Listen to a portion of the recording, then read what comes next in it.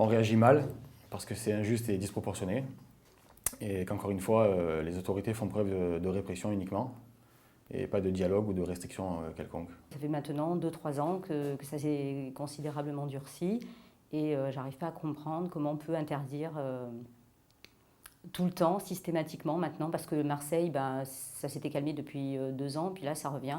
L'interdiction pure et simple, elle touche tout le monde, c'est injuste.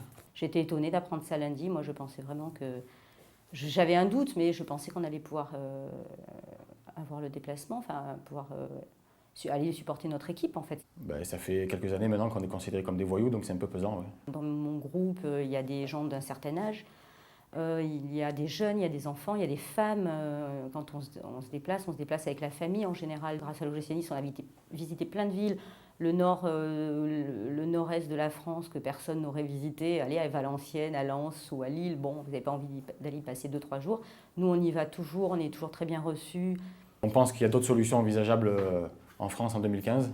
C'est-à-dire qu'on se pose des questions parce que là, j'ai l'arrêté sous les yeux et il y a marqué, je vous lis texto, considérant que la mobilisation des forces de sécurité, même en nombre très important, n'est pas suffisante pour assurer la sécurité des personnes et notamment celle des supporters eux-mêmes. Les pouvoirs publics disent en gros, textuellement, qu'elles sont incapables d'assurer la sécurité. Donc on se demande, pour 500 personnes, puisque ça aurait été le quota à peu près de gens qui seraient déplacés à Marseille, comment elles vont le faire pour gérer des milliers de Turcs, des milliers de Croates, des milliers de Polonais pendant l'Euro.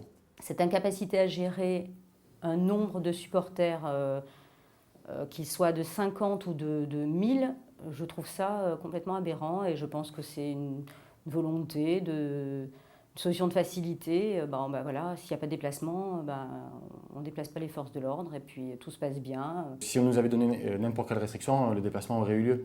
On nous aurait dit c'est limité à 500 personnes en bus avec carte d'identité et les gens seraient allés en bus à 500 avec carte d'identité. C'est pas que les ultras, c'est tous les supporters qui sont englobés dans l'arrêté. On est avant tout des citoyens de la ville de Nice et évidemment en tant que citoyen on se retrouve avec une restriction de liberté. Ouais.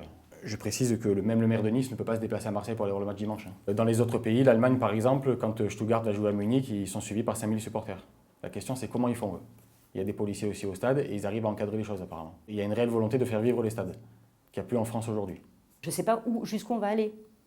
Qu'est-ce qu'on va mettre? On va faire comme on a vu sur Internet, des stades avec des trucs en carton là, pour faire semblant, et puis de la sono pour faire semblant qu'il y a de l'ambiance sur les stades. Je sais pas, je pense que les joueurs eux-mêmes, c'est pas ce qu'ils veulent. Je comprendrais parfaitement que pour faire venir par exemple 1000 personnes à Marseille, on n'autorise pas les véhicules particuliers par exemple.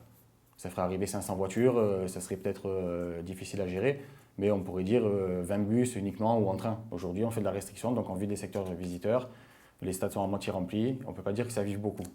Pourtant, on fait partie du spectacle aussi.